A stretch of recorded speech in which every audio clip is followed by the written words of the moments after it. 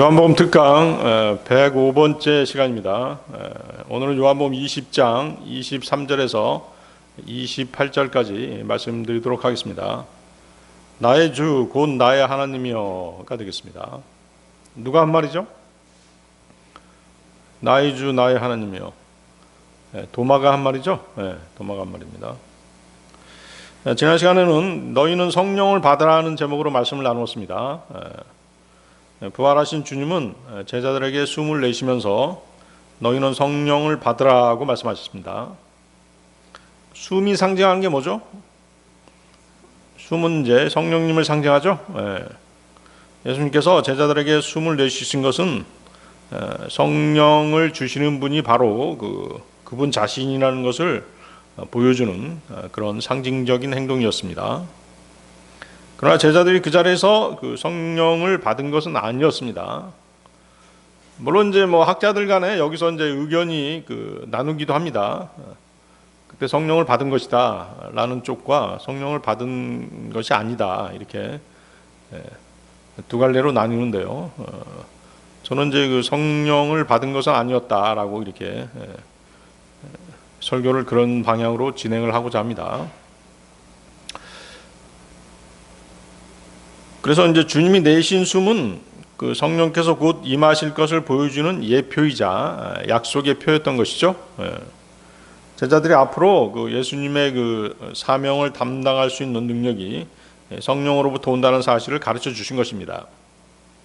예수님께서는 이제 숨을 내쉬심으로써 장차 성령님을 보내셔서 제자들에게 새 생명을 주시고 새 시대를 시작하실 것을 보여주신 것입니다. 그리고 사도행전 2장 오순절에 성령님께서 실제로 강림하신 것이죠. 그리고 믿는 자들 안에 들어오신 것입니다. 사도행전 2장 1절에서 4절 말씀이죠. 이후에 오순절 날이 완전히 임하자 그들이 모두 한 뜻이 되어 한 장소에 있었더라. 이윽고 갑자기 세차고 막강한 바람에서 나온 것 같은 소리가 하늘로부터 임하였으니 그것이 그들이 앉아있던 온 집을 채웠더라. 그리고 마치 불로 인한 것 같은 갈라진 혀들이 그들에게 나타났으며 그것이 그들 각 사람 위에 안착하였더라. 그러자 그들이 모두 성령님으로 충만하였으니 성령께서 그들에게 말하는 능력을 주신 대로 다른 방언들로 말하기 시작하였더라. 그렇죠? 그 오순절에 성령을 받는 것이에요. 예수님께서 숨을 쉴 때 받았다라고 이제 얘기를 하게 되면 또 문제가 생기는 것이죠. 그렇죠? 성령을 받고 아무 일도 없었다라고 하면 아무 의미가 없잖아요. 그렇죠? 성령을 받고 능력을 받고 뭔가 복음도 전하고 그럼 뭔가를 해야 되는데 예수님이 숨을 내쉬고 나서 성령을 받았다고 한다면 그때 제자들이 한 게 없어요. 아무것도 한 게 없죠. 그렇죠? 따라서 이제 그 요한복음 20장 22절은 성령 강림의 예표로 봐야 된다는 것이죠. 그리고 사도행전 2장의 성령 강림은 주님의 약속이 실제로 성취된 것으로 그렇게 보아야 되는 것입니다.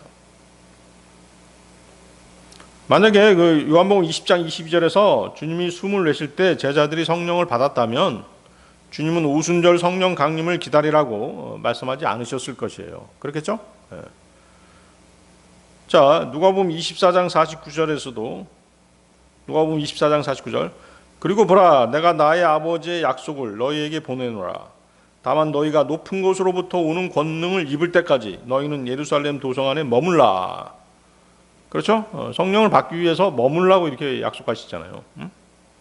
사도행전 1장 4절 5절에서도 그들과 함께 회동하셨고 그들이 예루살렘을 떠나지 말고 오직 아버지의 약속을 기다려야 한다고 그들에게 명령하셨더라. 그분께서 이같이 말씀하시니라. 그 약속은 너희가 나에게 들은 것이라. 이는 참으로 요한이 물로 침례를 주었으나 너희는 향후 많은 날이 지나지 않아 성령으로 침례를 받을 것이기 때문이라. 그렇죠? 성령 오순절에 성령께서 오실 것이다. 그때 너희들이 성령 침례를 받을 것이라고 약속하셨잖아요. 사도행전 1장 8절에서도 그러나 성령께서 너희에게 임하신 후에는 너희가 권능을 받으리라. 그리하면 너희가 예루살렘에서와 온 유대에서와 사마리아에서와 땅의 맨 끝부분에까지 모두 이르러 나에게 증인들이 되리라. 따라서 요한복음 20장 22절에서 예수님이 숨을 내쉴 때 성령을 받은 것이고 그때 능력을 받은 것이라면 지금까지 한 예수님의 약속은 아무 의미가 없잖아요. 불필요하겠죠? 그렇기 때문에 요한복음 20장 22절에서 예수님이 숨을 내쉬신 것은 성령 강림의 예표였다. 이렇게 해석이 돼야지 맞는 것입니다. 자, 요한복음 20장 23절로 가겠습니다. 요한복음 20장 23절. 누구의 죄들이든지 너희가 사하면 그것들이 그들에게 사하여지리라. 그리고 누구의 죄들이든지 너희가 그대로 두면 그것들이 그대로 있게 되리라. 자, 예수님께서는 이제 부활하신 후 제자들에게 요한복음 20장 21절에서 그 위에 보십시오. 아버지께서 나를 보내신 것 같이 나도 너희를 보내노라고 말씀하셨습니다. 그리고 요한복음 20장 22절에서 성령을 받으라고 하셨습니다. 그리고 곧바로 20장 23절에서 너희가 누구의 죄든지 사하면 사하여질 것이요 그대로 두면 그대로 있으리라고 말씀하셨습니다. 자, 이 말씀은 이제 그 순간부터 제자들에게 죄를 용서하는 권한을 행사하게 하신 것은 아니라는 것이죠. 오순절에 성령님께서 오신 후 복음을 전하는 사역을 통해서 이루어질 일들을 미리 선언하신 것이에요. 아시겠죠? 실제로 오순절에 성령께서 강림하신 후에 사도들은 담대히 그때부터 복음을 전하기 시작했죠. 복음을 믿고 회개한 사람들은 하나님께 죄사함을 받았습니다. 복음을 끝까지 거부한 사람들은 여전히 죄 가운데 남게 되었던 것이죠. 지금도 마찬가지죠. 그래서 사도들이 죄를 사하거나 남겨둔 것을 자신들의 권위로 결정한 것은 아닙니다. 하나님의 복음을 선포함으로써 하나님께서 이미 정하신 죄사함과 심판을 선언한 것이죠. 그렇기 때문에 요한복음 20장 23절은 사도행전 2장의 성령 강림 이후 시작될 복음 사역을 미리 내다본 말씀이었다. 이렇게 우리는 알고 있어야 되겠습니다. 그래서 예수님께서는 그 자리에서 제자들에게 죄를 용서하는 어떤 독립적인 권능을 주신 것은 아닙니다. 성령님께서 임하신 후 복음을 전하는 사명을 맡기신 것이죠. 그 복음에 대한 사람들의 반응에 따라서 죄사함과 죄의 유보가 드러나게 될 것을 미리 말씀하신 것입니다. 그래서 이 구절은 오순절 성령 강림 이후에 이루어질 일을 미리 명령하신 것이다라고 우리는 그렇게 해석해야 되는 것이죠. 자, 그런데 이제 이 구절은 또한 로마 카톨릭이 소위 고해 성사의 정당성을 입증하는 데 이용하는 구절이기도 합니다. 로마 카톨릭 신부들은 이 구절을 근거로 해서 지난 1400년 동안 카톨릭에 입교하는 신자들을 얽매여 왔던 것이죠. 그 사도들 가운데 우두머리가 누구예요? 베드로죠? 네, 베드로죠. 그래서 베드로였기 때문에 로마 카톨릭의 초대 교황을 누구로 추대한 것이에요? 베드로로 추대한 것이죠. 그렇죠? 그래서 그들은 로마 카톨릭은 뭐라고 주장하냐면 베드로를 통해서 자신들에게 죄 사함의 권능이 주어졌다 이렇게 주장을 하는 것이에요.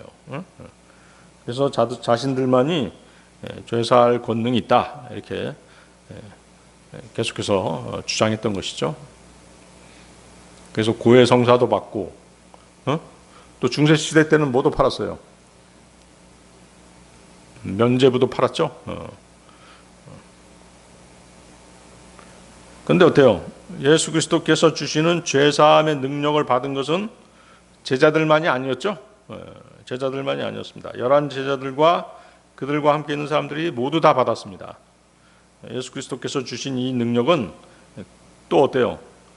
그 사람들을 통해서 제자들과 거기 있던 사람들을 통해서 구원받게 될 복음을 듣고 복음에 순종하게 될 사람들에게도 주어진 것이죠. 그렇죠? 그래서 우리가 어때요? 나가서 복음을 전하고 복음에 순종하는 사람들은 우리 구원받았다. 이렇게 우리 선포를 하잖아요. 그래서 주님께서 이 능력을 주실 때 거기에 함께 있지 않았지만 그 후에 구원받은 사람들도 이 능력을 부여받은 것입니다. 대표적인 예가 누구예요? 그 시점에 그 구원받지 못했던 사람이 있었죠? 누구예요? 사도 바울이었죠. 사도 바울은 그 자리에 없었어요. 그 자리에 없었다가 나중에 구원받죠. 그래서 바울은 이제 구원받고 나서 복음을 전하면서 이렇게 설교합니다. 그 사도행전 13장 38절 39절인데요. 사도행전 13장 38절 39절.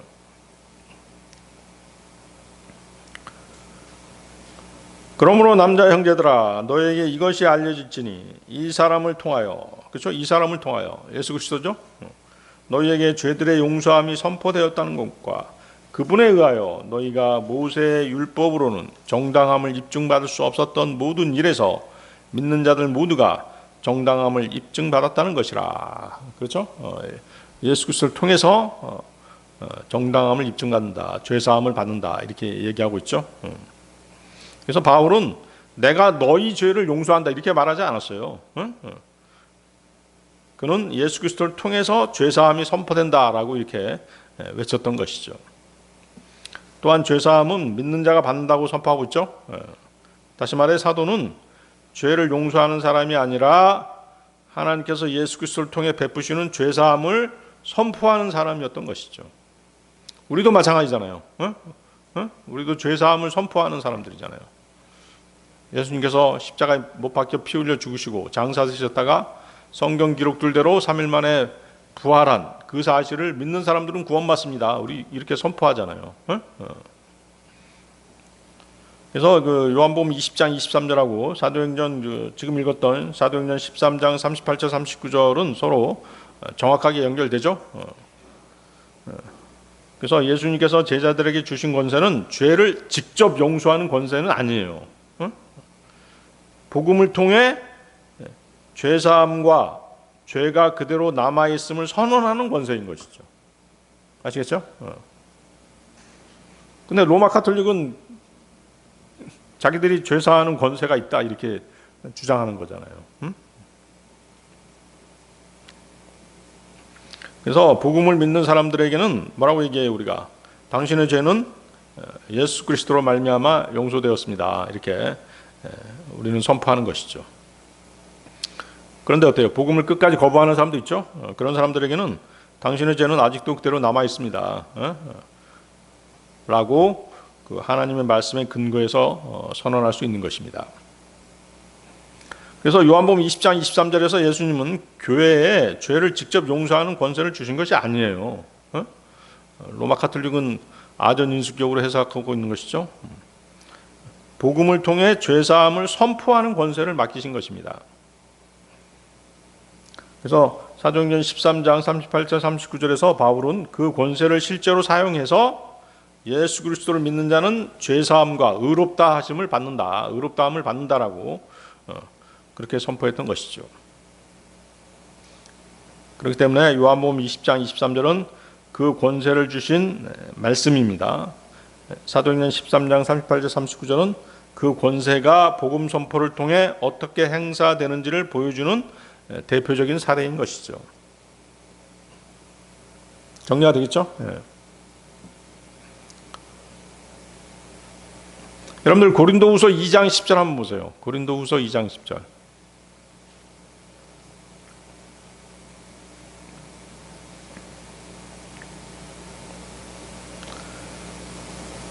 너희가 어떤 것에 관하여 누군가를 용서한다면 나도 용서하노라. 이는 만일 내가 어떤 것을 용서하였다면 내가 그것을 용서한 그에게는 너희를 위해 내가 그리스도를 대신하여 그것을 용서한 것이기 때문이라. 거기도 그렇게 나와 있죠.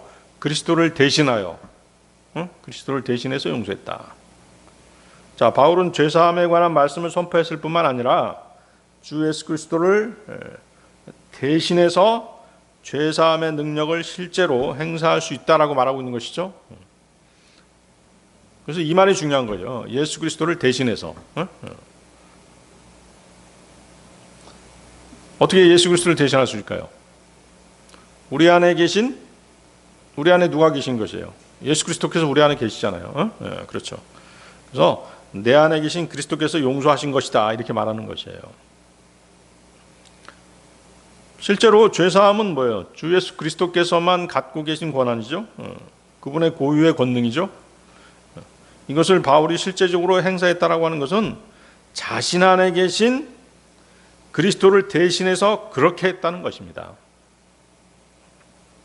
그래서 우리가 그리스도인 형제의 죄를 용서할 수 있는 것은 그 형제가 그 죄를 참여했을 때 우리가 예수 그리스도의 인격 안에서 그 형제를 또 그 자매를 용서할 수 있는 것입니다.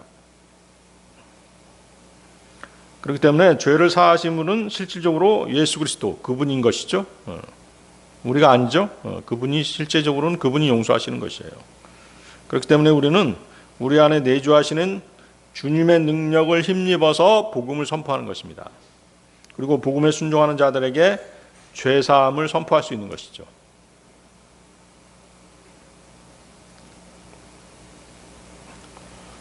여러분들 그 고린도후서 13장 5, 6절도 한번 보세요. 13장 5, 6절.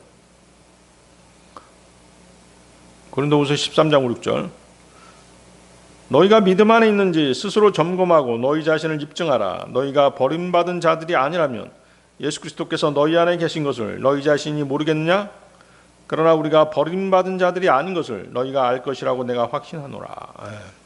여러분들은 알고 계시죠? 예수 그리스도께서 여러분들 안에 계신 거 알고 계시죠? 그렇습니다. 여러분들이 그 성령님의 존재를 느끼신다면 예수님께서 여러분들 안에 계시는 것이에요. 삼위일체 하나님이 여러분들 안에 계시는 것이죠. 예수님께서 영으로 우리 안에 계신 것이에요.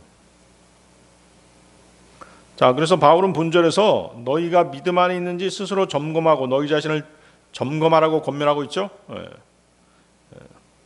그래서 뭘 얘기하냐면 그 사람의 구원이 어떤 복음 전파자의 선언으로 결정되는 것이 아니라는 것이죠.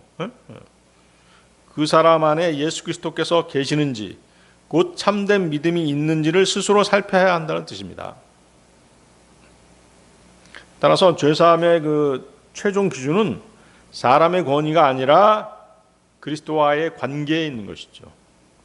그래서 구원받은 사람만이 복음을 전할 수 있는 이유가 바로 그거예요. 구원받지도 않은 사람이 복음을 전해서 구원받았다? 그런 일은 없는 거예요. 아시겠어요? 왜? 구원받지도 않은 사람은 뭐예요? 그 사람 안에 그리스도가 없잖아요. 그렇죠? 그래서 요한복음 20장 23절의 그 죄사함의 권세는 사람에게 죄를 용서하는 절대적인 권한을 주신 것이 아니라 복음을 통해서 하나님께서 용서하신 사실을 선포하고 확인하는 권세인 것이죠.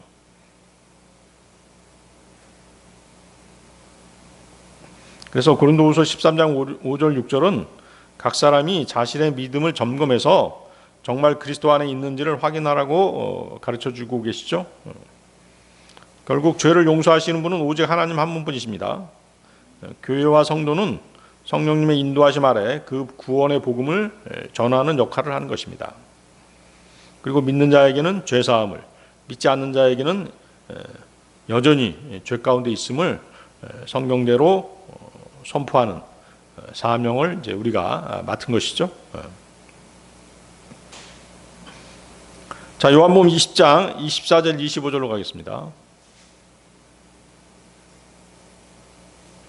그러니까 여러분들 한번 생각해 봐봐요. 중세 시대 때 로마 카톨릭에서 팔아먹었던 면죄부를 한번 생각해 보라고.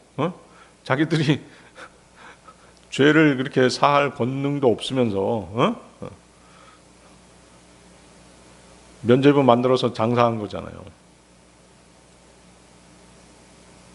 인류 역사상 최고의 사기꾼들이죠.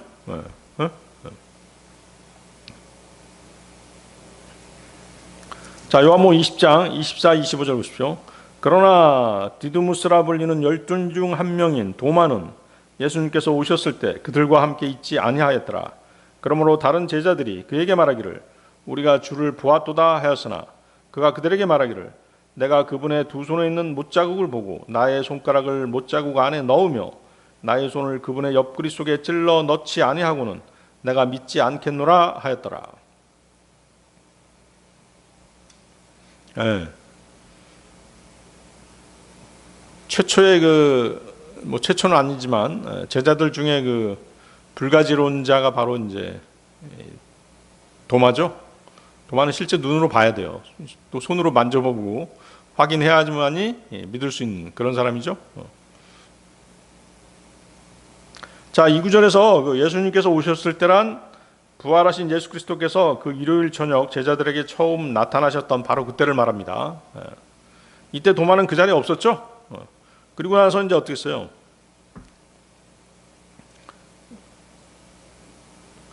그날 아침 어땠어요? 그날 아침 이제 일찍 무덤에 다녀온 막달라 마리아부터 예수 그리스도의 부활 소식을 접한 제자들은 유대인들을 두려워해서 문을 꽁꽁 걸어 잠그고 한 자리에 모여서 앉아 있었죠. 근데 거기에 갑자기 부활하신 예수 그리스도께서 나타나셨습니다. 그리고 평안이 너희에게 있기를 바라노라. 평안이 너희에게 있기를 기원하노라. 이렇게 말씀하셨죠. 바로 그 자리에 도마는 없었죠. 그러다 보니까 거기 25절 보세요. 내가 믿지 않겠노라. 자, 이 말 때문에 어때요? 이 말 때문에 도마는 어때요? 두고두고 의심 많은 도마, 믿음 없는 도마라는 별명을 달고 살게 되었죠. 도마는 이제 예수 그리스도께서 이미 말씀하셨는데도 불구하고 기억하지 못하고 있었던 것이죠. 기억하지 못했다는 얘기는 믿지 않고 있었다는 얘기죠.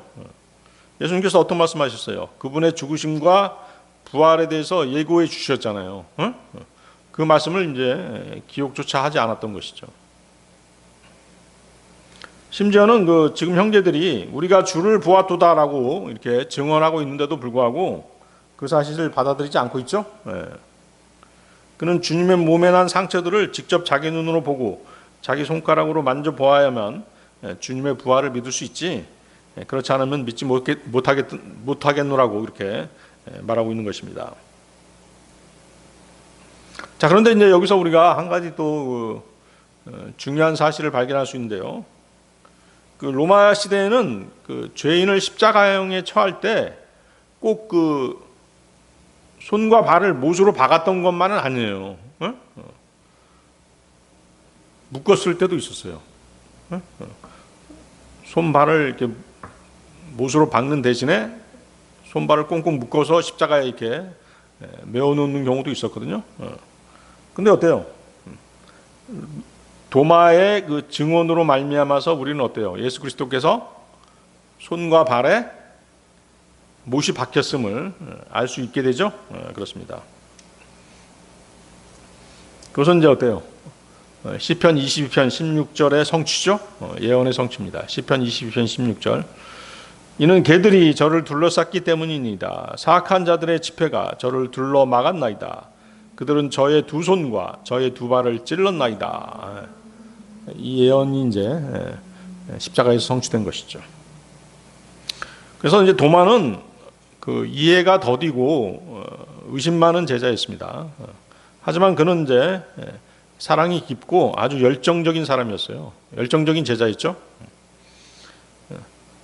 부활하신 주님을 만난 후에는 오늘 설교 제목이 무엇이었어요? 오늘 설교 제목 나의 주 곧 나의 하나님이요, 그죠? 그 고백을 했던 제자가 바로 도마였던 것이죠.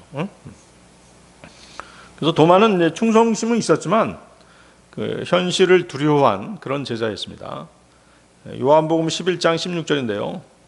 그때 디두무스라 불리는 도마가 자신의 동료 제자들에게 말하기를 우리도 가서 우리가 그분과 함께 죽자 하였더라. 예수님께서 나사로를 살리기 위해서 다시 유대로 가시려고 했을 때 다른 제자들은 유대인들이 예수님을 죽이려고 한다는 그 사실 때문에 매우 두려워했습니다. 그때 도마는 우리도 주와 함께 죽으러 가자라고 말하죠. 자, 이 말은 매우 극단적인 표현이긴 하지만 예수님을 끝까지 따르겠다라고 하는 그 충성심을 보여주는 표현입니다.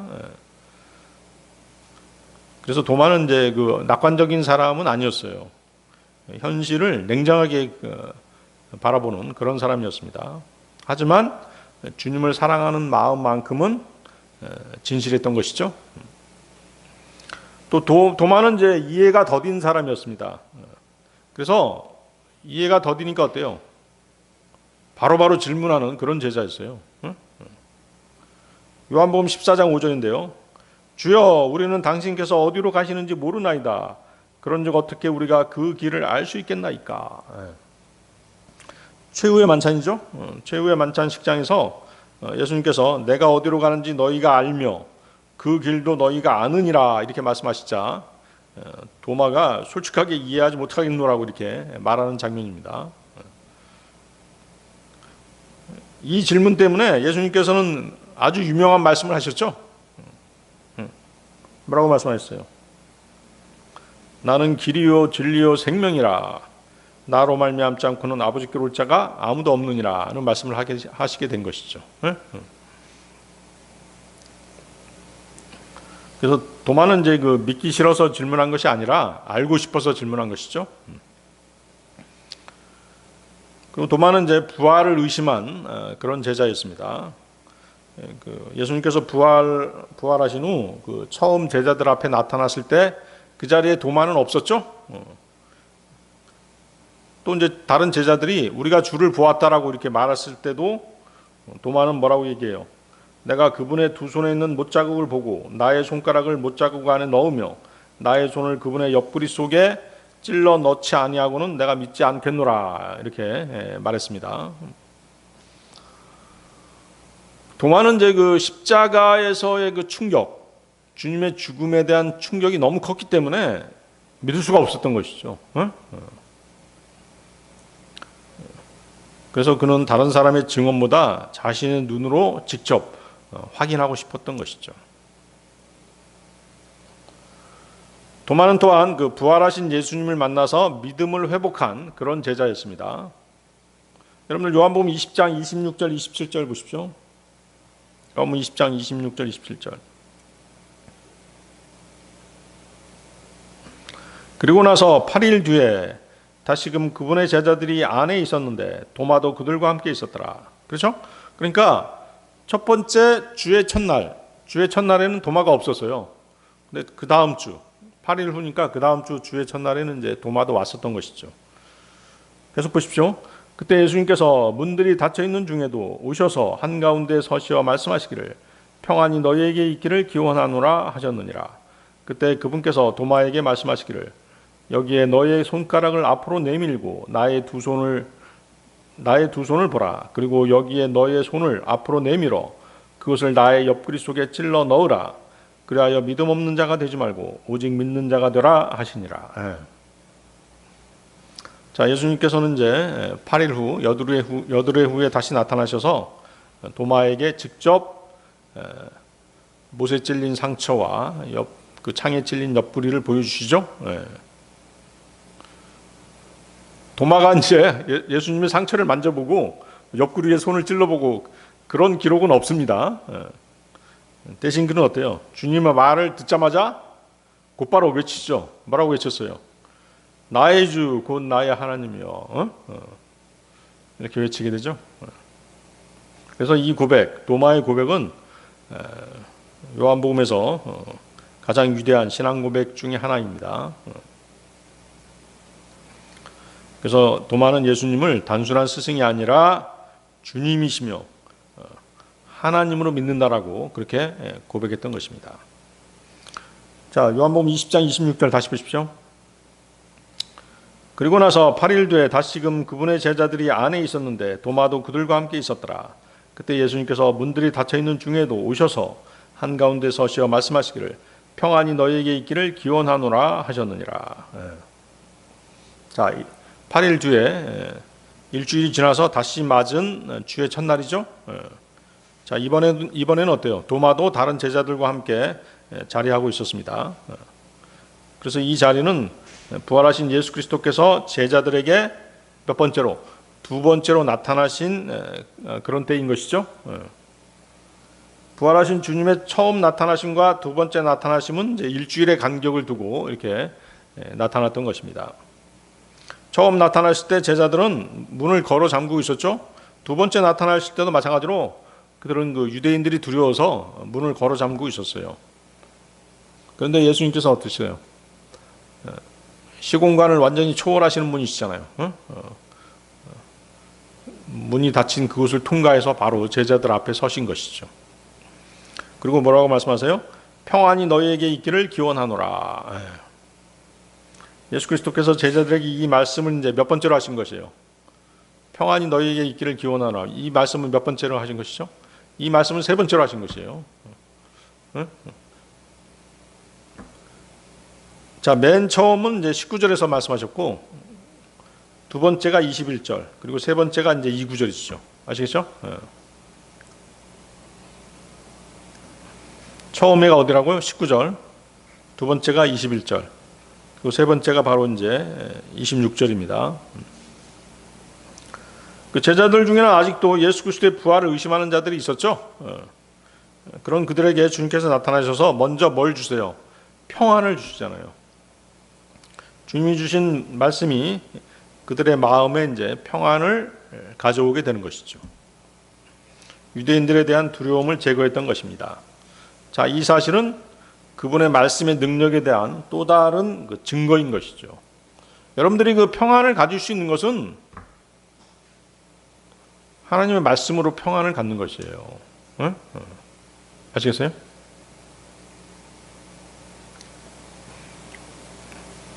자, 그리스도께서 제자들 앞에 나타나신 이 두 번째 방문은 특별히 도마를 위한 것이었습니다. 구주께서는 지난번과 같이 문들이 닫혀 있음에도 불구하고 신비스럽게 나타나시죠. 그리고 똑같은 위로의 인사말을 해주십니다. 그래서 주님께서 제자들에게 주신 첫 번째 평안, 그 19절에서 주신 평안은 두려움을 없애주는 평안이었습니다. 그 위에 19절 보세요. 20장 19절. 요한복음 20장 19절. 같은 날 저녁 그 주의 첫날인 그때 곧 유대인들에 대한 두려움으로 인하여 제자들이 결집한 곳에 문들이 닫혀 있었을 때 예수님께서 오셔서 한가운데 서셨으며 그들에게 말씀하시기를 평안이 너희에게 있기를 기원하노라 하시느니라. 자, 제자들은 그들을 증오하는 유대인들이 두려워서 문을 걸어 잠그고 이렇게 숨어 있었던 것이죠. 그때 부활하신 예수님께서 가운데 서셔서 평안이 너희에게 있기를 기원하노라라고 말씀하셨습니다. 그래서 이 평안은 단순한 그 안부 인사가 아니었습니다. 십자가와 부활을 통해서 하나님과 화목하게 된 사람들이 더 이상 두려움에 사로잡혀 살지 않아도 된다는 그런 선언이었던 것이죠.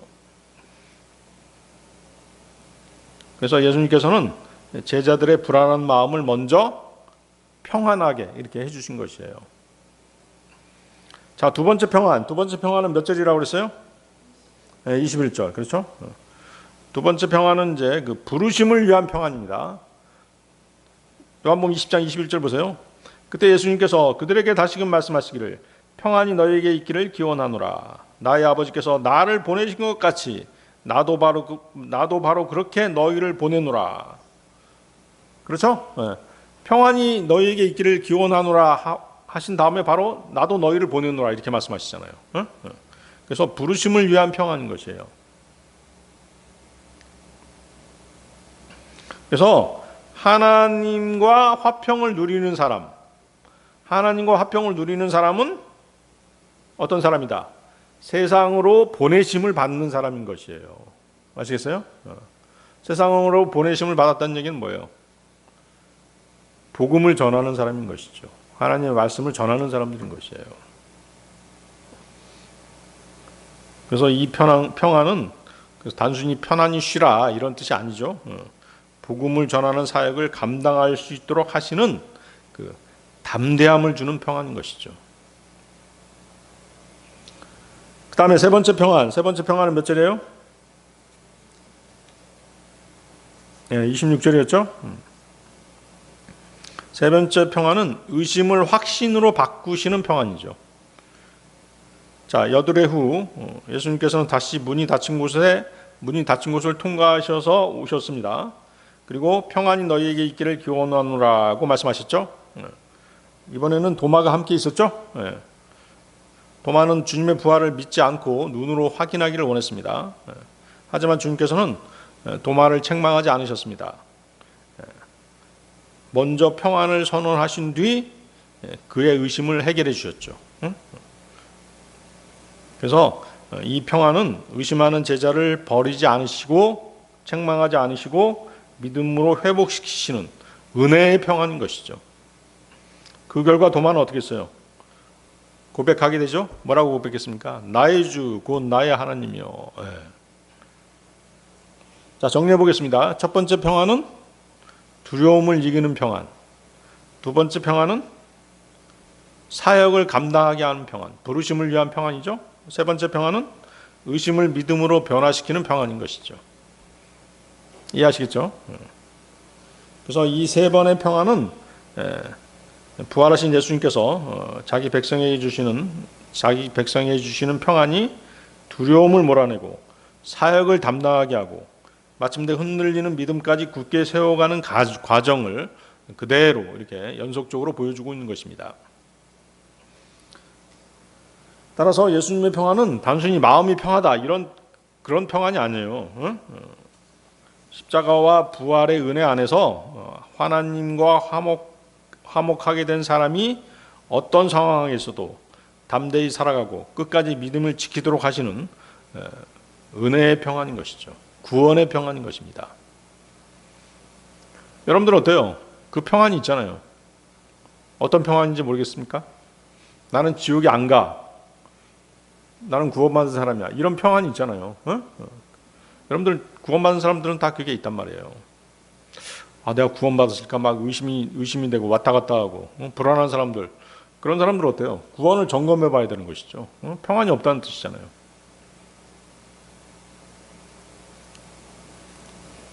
자, 요한복음 20장 27절로 가겠습니다. 그때 그분께서 도마에게 말씀하시기를 여기에 너의 손가락을 앞으로 내밀고 나의 두 손을 보라. 그리고 여기에 너의 손을 앞으로 내밀어 그것을 나의 옆구리 속에 찔러 넣으라. 그리하여 믿음 없는 자가 되지 말고 오직 믿는 자가 되라 하시니라. 자, 예수 그리스도께서 하신 말씀은 이제 주님이 나타나기 전에 도마가 다른 제자들에게 했던 말 그대로였죠? 예수님이 나타나기 전에 도마가 뭐라고 얘기했어요? 예수님의 그 못 박힌 상처, 옆구리에 찔린 그 상처, 내가 직접 손으로 넣어보기 전에는 믿지 못하겠다 이렇게 얘기했잖아요. 근데 그 말 그대로 이제 예수님이 돌려주신 것이죠. 근데 그러니까 어때요? 도마는 주님의 이 말씀을 듣자 깜짝 놀랄 수밖에 없죠. 그런 도마에게 주님께서는 뭐라고 말씀하세요? 믿는 자가 되라고 말씀하시죠. 그래서 예수님은 도마를 꾸짖기보다 자신의 손과 옆구리의 상처를 보여주시면서 믿음을 회복시켜 주신 것이죠. 그래서 이 참된 평안, 그리스도인들이 누리는 참된 평안은 십자가와 희생 위에, 그분의 희생 위에 세워진다는 사실을 다시금 우리에게 깨닫게 해주신 것입니다. 도마는 예수님의 상처를 보고 모든 의심을 버리게 되죠. 모든 의심을 버렸습니다. 그리고 나의 주 곧 나의 하나님이여 라고 고백하면서 주님께 경배하는 것이죠. 자, 우리도 믿음이 약해지거나 세상에 마음이 뺏기거나 하는 그런 때가 있잖아요. 그런 때가 있습니다. 그때 다시 회복하는 방법은 어떤 어려운 성경 교리라든가 새로운 진리의 지식을 찾는 데 있지 않은 것이에요. 예수님께서 십자가에서 우리를 위해 흘리신 피와 그분의 사랑을 다시 바라볼 때 우리의 믿음과 주님과의 관계는 새롭게 회복되는 것입니다.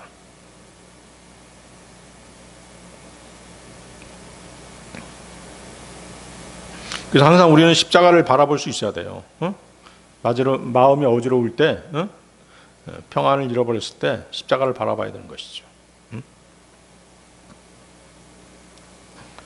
그래서 예수님께서는 도마에게 그분의 상처를 다시 보여주심으로써 참된 믿음과 평안은 십자가의 희생 위에서 세워진다는 사실을 다시금 깨닫게 하신 것입니다. 그래서 이 원리는 오늘날 성도들에게도 똑같이 적용되는 것입니다. 우리는 직접 예수님의 상처를 볼 수 없죠. 하지만 주님께서는 주의 만찬을 통해서 십자가의 은혜를 계속 기억하도록 그렇게 하셨죠. 자, 우리는 3개월에 한 번씩 주의 만찬 하잖아요. 그래서 그 빵은 뭘 상징하죠? 주의 만찬에서 우리가 먹는 빵, 주님의 찢기신 몸, 그렇죠? 그 다음에 포도즙은 주님이 흘리신 보혈을 상징하잖아요. 우리 그 주의 만찬에서 읽는 성경 구절 있죠? 다시 한번 보겠습니다. 여러분들 고린도전서 11장 23절에서 26절이죠? 고린도전서 11장 23절에서 26절.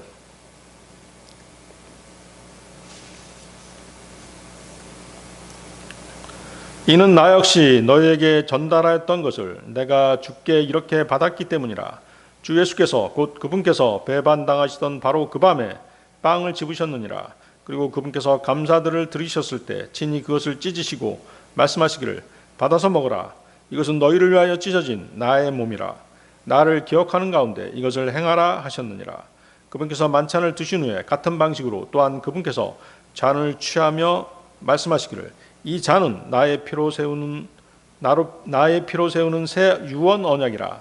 너희가 그것을 마실 때마다 너희는 나를 기억하면서 이것을 행하라 하셨느니라. 이는 너희가 이 빵을 먹고 이 잔을 마실 때마다 그분께서 오실 때까지 너희가 주의 죽으심을 보여주기 때문이라.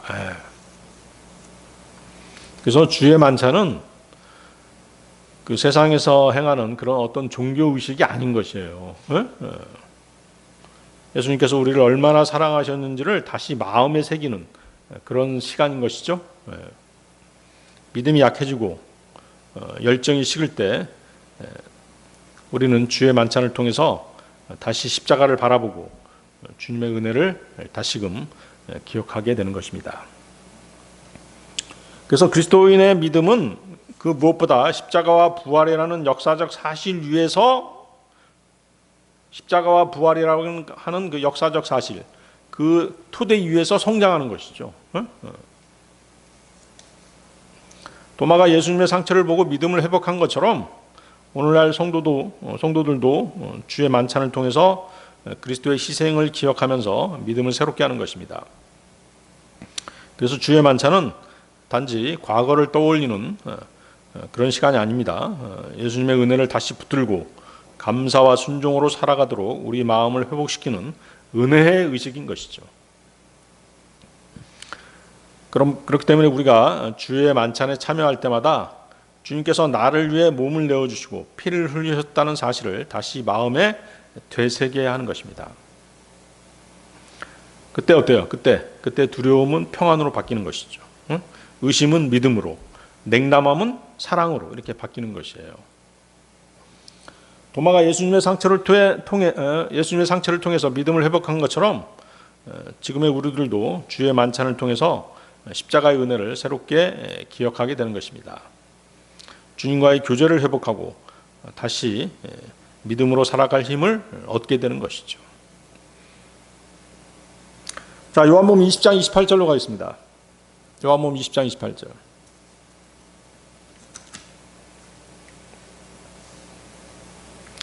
이에 도마가 그분께 대답하여 말씀드리기를 나의 주 곧 나의 하나님이여 하였더라. 도마는 얼마 전 자기가 말은 그렇게 했지만 뭐라고 말을 했어요? 나 직접 만져보고 예수님 상처 만져보고 옆구리에 손 넣어봐야 알겠다. 옆구리에 손 넣어봐야지 믿겠다. 이렇게 말을 했죠. 말은 그렇게 했지만 어때요? 주님의 손에는 주님을 직접 뵙게 되자 어때요? 감히 그렇게 할 수는 없었겠죠. 주님의 손에 난 못자국을 만져보기는커녕 눈도 함부로 마주치지 못했을 거라고. 그는 다만 주 예수님 앞에 무릎을 꿇고 머리를 조아리고 자신도 모르게 나의 주 나의 하나님이여 이렇게 외쳤던 것입니다. 그럴 수밖에 없었겠죠. 그래서 나의 주 나의 하나님이여 이것은 아주 놀라운 간증이자 놀라운 신앙 고백이죠. 구원받은 그리스도인 모두는 도마처럼 나의 주 나의 하나님이여 라는 신앙 고백이 있어야 되는 것입니다. 여러분이 주님의 십자가에서 상하신 상처를 보지 않고 이렇게 외칠 수 있거나 아멘 할 수 있다면 복 있는 사람인 것이죠. 그 밑에 29절도 보세요. 29절은 이제 다음 시간에 할 것이지만 29절도 보십시오. 도마야 내가 나를 보았으므로 내가 믿었도다. 보지 않았음에도 믿는 자들은 복되도다. 보지 않았음에도 믿는 자들은 복되도다. 여러분들은 다 아주 복받은 사람들인 것이죠. 응? 자, 요한복음 20장 28절에서 도마는 부활하신 예수님을 직접 보고 나의 주시며 나의 하나님이시다라고 고백했습니다. 그래서 이것은 뭐냐면 예수님을 단순한 어떤 스승님이라든가 예언자가 아니라 참 하나님이다, 참 하나님이시다라고 하는 그런 신앙 고백인 것이죠. 자, 그런데 이제 여러분들이 그 한 구절을 또 같이 한번 살펴봐야 될 구절인데요. 사도행전 20장 28절입니다. 여러분들 사도행전 20장 28절 한번 보세요. 그 사도행전 20장 28절 보면 바울이 에베소 장로들에게 하나님께서 자기 자신의 피로 교회를 사셨다라고 이렇게 말합니다. 사도행전 20장 28절. 그러므로 너희 자신에게 주의하고 양무리에게도 주의하라. 성령님께서 너희로 하여금 하나님의 교회를 먹이게 하시려고 양무리 위에 감독자들로 삼으셨으니 그분께서는 자기 자신의 피로 값을 치르고 자신의 교회를 얻으셨느니라.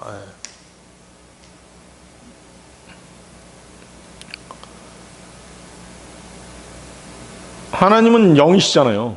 그러니까 어때요? 피를 흘릴 수 없죠. 따라서 이 말씀은 실제로 피를 흘리신 분은 누구예요? 예수님이시잖아요. 그러니까 예수님이 바로 누구시다? 하나님이시다. 그런 결론에 이르게 되는 것이잖아요. 그렇죠?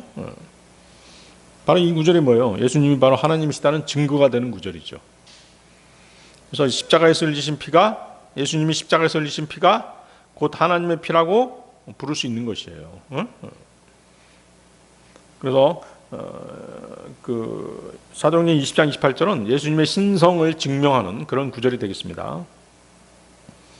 그래서 요한복음 20장 28절과 사도행전 20장 28절은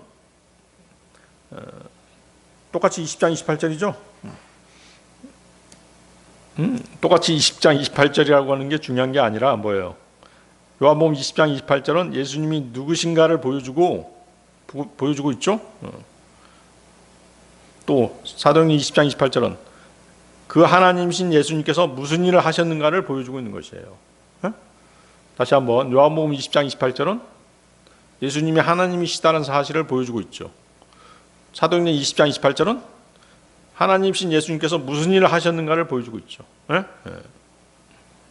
도마는 부활을 통해서 예수님이 하나님이심을 깨달았던 것입니다. 바울은 그 하나님께서 자신의 피를 흘려서 교회를 값주고 사셨다라고 그렇게 선포하는 것이에요. 아시겠죠?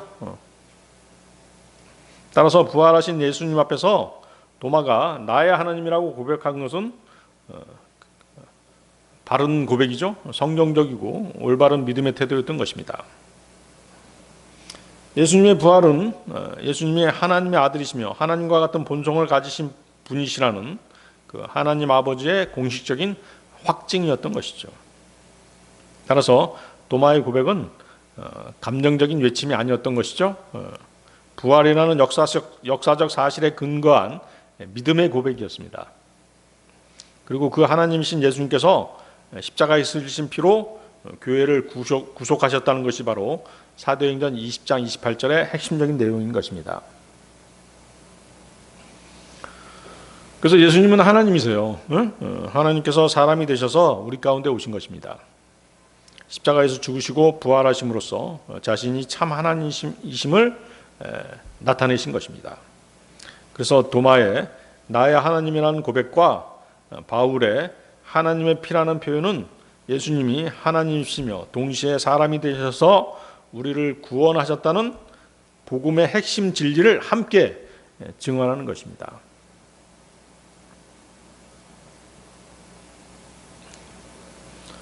자, 요한복음 20장 28절은 예수님의 신분을 선언하는 말씀입니다. 사도행전 20장 28절은 그 하나님이신 예수님께서 자신의 피로 교회를 구속하신 구원의 사역을 선언하는 말씀인 것입니다. 다시 말해 도마는 예수님은 하나님이십니다라고 고백한 것이에요. 바울은 그 하나님께서 우리를 사랑하셔서 자신의 피를 흘려 우리를 사셨습니다라고 선포한 것이죠. 그렇기 때문에 두 구절 모두 예수 그리스도의 그 완전한 신성 그리고 십자가의 구속 사역을 증거하는 구절인 것입니다. 예수님이 참 하나님이시기에 그분의 피는 온 세상의 죄를 제거할 수 있는 것입니다.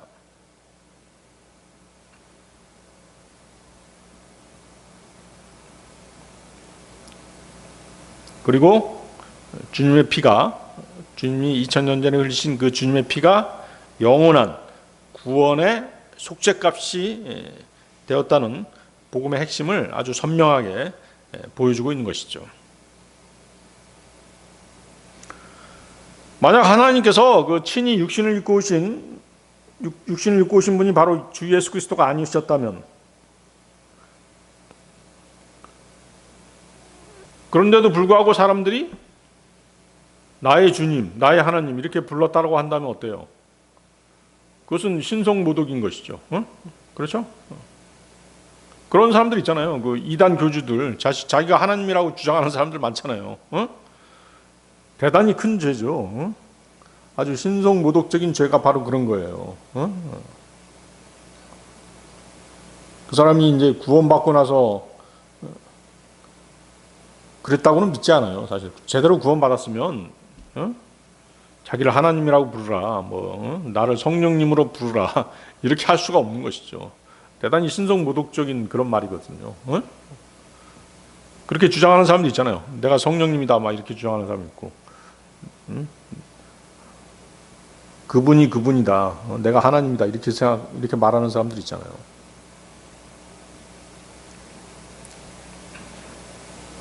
마태복음 14장 33절을 보면 그 예수 그리스도께서 배에 오르시자 배에 있던 사람들이 주님께 경배하면서 이렇게 말합니다. 참으로 당신께서는 하나님의 아들이신나이다 이렇게 말하죠. 근데 어때요? 이 말을 들은 예수님께서는 어때요? 그들의 말을 거부하지 않으시죠? 거부하지 않으십니다. 왜 그대로 두셨을까요? 또 사도행전 10장을 보면 그 베드로는 이제 그 코넬료가 보낸 사람들을 따라서 코넬료의 집을 방문하게 됩니다. 그때 코넬료가 베드로를 맞아들이면서 그 베드로의 발 앞에 엎드려서 경배를 했어요. 그러니까 어때요? 베드로가 어떤 반응을 보였죠? 사도행전 10장 26절인데요. 그러나 베드로가 그를 잡아 일으키며 말하기를 일어서라, 나 자신도 사람이라 하였더라. 만약 예수 그리스도께서 베드로와 같은 사람이었다면 베드로와 같은 태도를 취했어야지 마땅한 것이죠. 그러나 주님께서는 그렇게 하지 않으셨죠? 왜일까요? 그분께서는 그들의 말처럼 하나님의 아들이셨고 하나님이셨으며 주님이셨기 때문인 것이죠. 그분께서는 사람들이 자신에게 이렇게 말할 때 합당하신 분에게 합당한 자리에서 합당하게 호칭했음을 인정하셨던 것이죠. 이것은 다른 어느 누구도 하지 못한 일이죠. 그럼에도 불구하고 세상 사람들은 어때요? 예수님을 석가모니나 마호메츠나 공자나 노자와 같은 그런 10대 성인이니 5대 성인이니 하면서 인간 성인들과 같이 취급하고 있죠. 열왕기상 18장 37절 보면 엘리야 예언자가 하나님께 간구하는 장면이 나옵니다. 열왕기상 18장 37절 오 주여 내 말을 들으소서, 내 말을 들으소서. 그리하여 당신이 주 하나님이심과 당신께서 이 백성의 마음을 다시 원래대로 돌이키셨음을 그들이 알게 하소서. 자, 그러자 하나님께서는 엘리야의 기도에 응답하십니다. 18장 38절인데요. 그때 주의 불이 떨어져 번제의 희생제물과 장작과 돌들과 진토를 살랐으니 물도랑 안에 있던 물을 죄다 핥았더라. 자, 그다음에 이제 어때요? 이런 일이 일어나자 거기 모였던 백성들이 어떤 반응을 보였어요? 거기 39절, 열왕기상 18장 39절. 그러자 온 백성이 그것을 목격하였을 때 그들이 그들의 얼굴을 대고 엎드렸더라. 그러면서 그들이 말하기를 주 그분이 하나님이시라, 주 그분이 하나님이시라 하였더라. 예. 그때 거기 모여있던 모든 백성이 엎드려서 주 그분이 하나님이시도다라고 외쳤죠. 자, 그런데 어때요? 지금 그때 상황과 지금 그 도마의 상황을 한번 비교해 보세요. 지금 도마는 주 하나님이신 예수 그리스도를 향해서 뭐라고 외치고 있는 것이에요? 나의 주, 나의 하나님이여, 이렇게 외쳤던 것이죠. 그분은 실로 이렇게 충분한 경배를 받을 수 있는 자격이 있으신 분이죠. 참 하나님이셨던 것입니다. 네, 오늘 여기까지 하겠습니다.